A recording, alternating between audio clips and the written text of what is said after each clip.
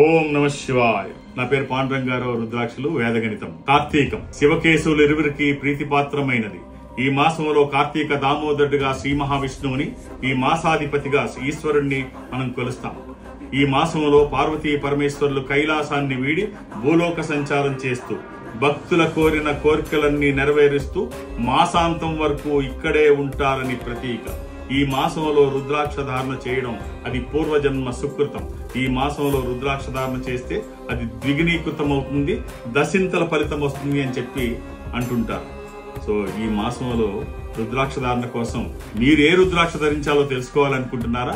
నాతో కాంటాక్ట్ అవ్వాలనుకుంటే ఈ నెంబర్ని సంప్రదించండి. వేద గణితం శ్రీ పాండురంగారావు గారు డేట్ ఆఫ్ బర్త్ చెప్పంగానే ఆ చక్రం వేయటం కానీ అది కానీ కొన్ని సెకండ్స్లో జరిగిపోయేటువంటి ఓ ప్రక్రియ.